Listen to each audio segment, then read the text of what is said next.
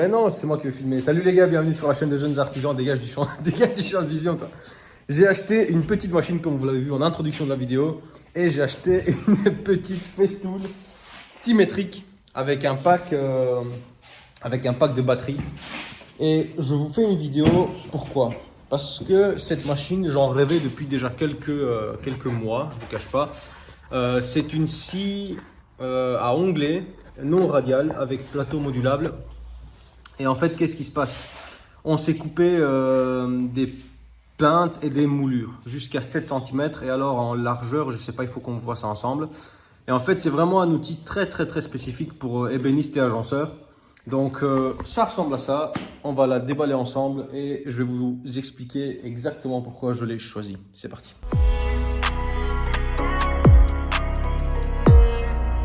Donc le 6-18 volts, en fait j'ai deux batteries et un chargeur double.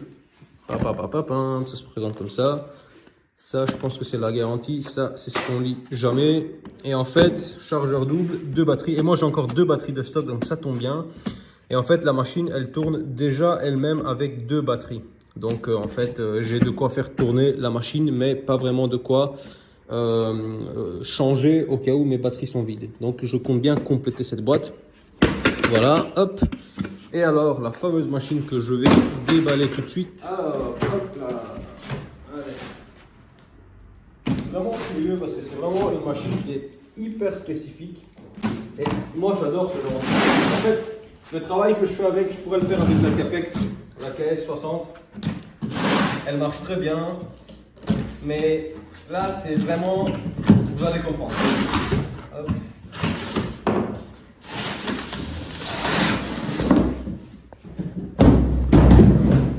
Voilà les amis.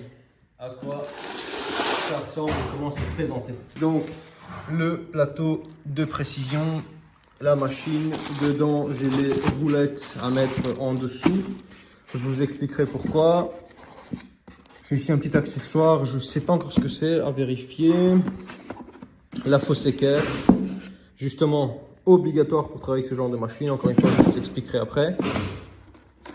Toutes les garanties, etc. J'enlève la polystyrène et voilà la bébête. En termes de légèreté, on est carrément sur un truc de ouf. C'est-à-dire que, enfin, là j'ai un peu plus qu'une foreuse en main, si vous voulez. Donc rien à voir avec une grosse Capex ou quoi. C'est vraiment pour de l'agencement. Tu vois, on est en train d'installer les roues. Alors dans la machine, ils te fournissent tout ce qui est petits outillages. Pour installer les roues, en fait, on doit enlever les petits pads en caoutchouc. Tu vois, comme ça, elle peut se déplacer facilement. Et en même temps, tu vois le système en dessous. Magnifique. On va essayer de le faire. Enfin, regarde. Là, on est sur un truc picobello, quoi. Allez, on place les roues et je te reprends après. Voilà, les amis, les roues sont montées. Impeccable.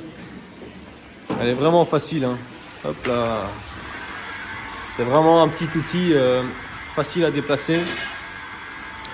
Voilà, les deux batteries ici. Et alors, on va faire la première coupe ensemble. Hop.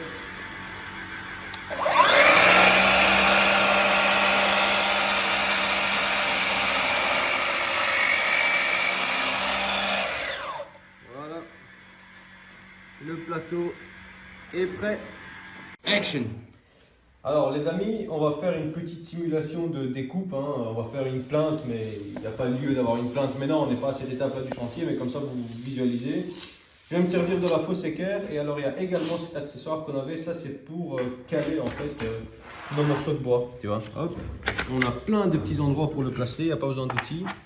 On le place et on vient bloquer. Donc en fait du coup ça vient carrément fixer notre découpe pour le faire en sécurité. Donc là, je vais me mettre à 0 degré, typiquement pour faire une découpe droite, avec un morceau de chute qui ne sert à rien pour l'instant. J'ai pas d'aspiration, mais pour l'instant, vraiment, ça n'a pas beaucoup d'importance. Voilà.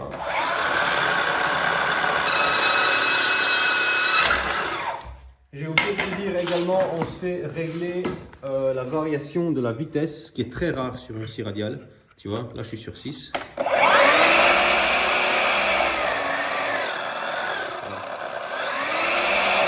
en fonction des métaux, des matériaux qu'on coupe. Donc ça c'est super pratique. Et donc maintenant, qu'est-ce que je veux faire? Regarde, typiquement, ici nous avons un angle carrément aigu. Donc, action! Donc je prends ma fausse équerre, ça c'est basique. Hop, voilà, je viens la verrouiller comme vous voyez sur mon angle. Voilà, elle est verrouillée. Et là, la magie de cette petite machine, c'est que je vais venir verrouiller mon plateau. Donc je débloque là, et là je viens verrouiller mon plateau comme si c'était mon mur en fait. C'est pour ça que je disais que c'est une machine à plateau modulable. Le moteur et le disque en lui-même ne bougent jamais en fait. C'est vraiment le plateau qui se module en fonction de vos murs à moulurer, découper, habiller en plinthe, etc. Une fois que j'ai fait ça, vous voyez qu'ici, j'ai pas la place pour glisser ma plinthe. Donc, j'ai la possibilité avec deux petites molettes de régler ma profondeur. Et en fait, donc, je viens régler mon plateau, sachant que la machine, donc, elle est déjà réglée. Et je viens, là je vois que ma plinthe elle passe, tu vois, je peux déjà bloquer. Alors là vous le faites une fois parce que typiquement dès que vous bossez par exemple avec des plaintes pour faire tout un appartement, bah, vous réglez la machine une fois et puis elle reste réglée. C'est juste les angles qu'il faut modifier à chaque découpe. Voilà, et voilà, je suis parti. Okay. Ensuite, la découpe, la jonction ici.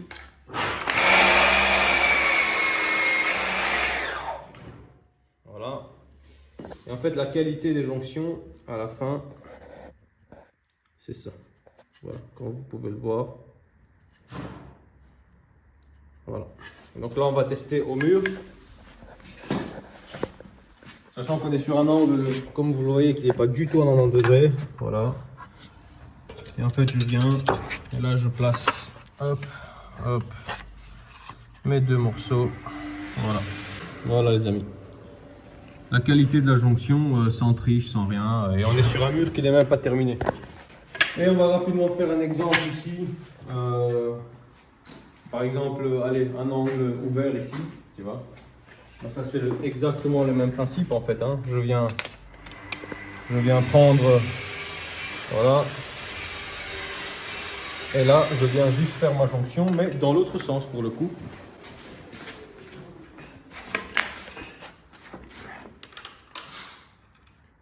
Je débloque le plateau.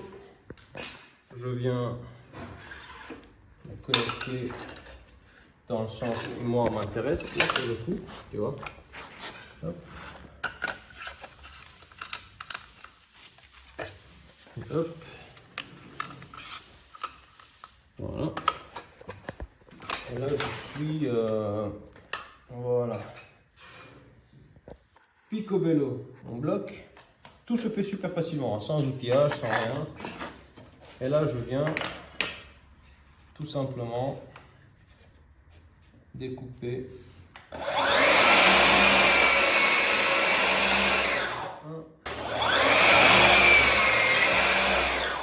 Voilà. Et là en fait, comme c'est un angle extérieur, la finition, c'est ça les amis. Voilà.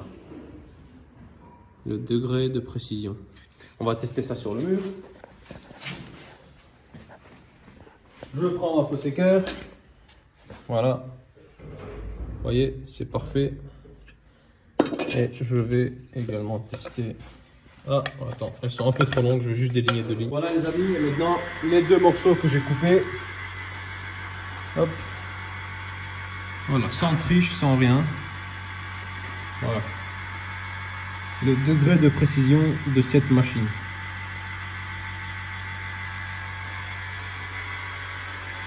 Donc vous vous rendez bien compte que pour habiller un mur en moulure, pour poser des plaintes, pour faire de l'agencement, habiller des meubles, vous amusez dans de la haute précision, mais c'est une machine qui est très très limitée dans la hauteur du bois. Vous allez être à 7 cm et la largeur du bois, on va la mesurer en live. Elle n'est vraiment pas importante. Vous voyez, la largeur de ma découpe ici, on est sur du 10 cm quoi. Donc vous pouvez couper 10 cm, vous voyez, hop.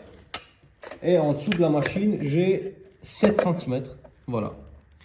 Donc 10 sur 7, donc ça s'y prête parfaitement à tout ce qui est plainte et habillage, en et autres. Voilà, voilà, j'espère que cette petite vidéo de présentation vous a plu.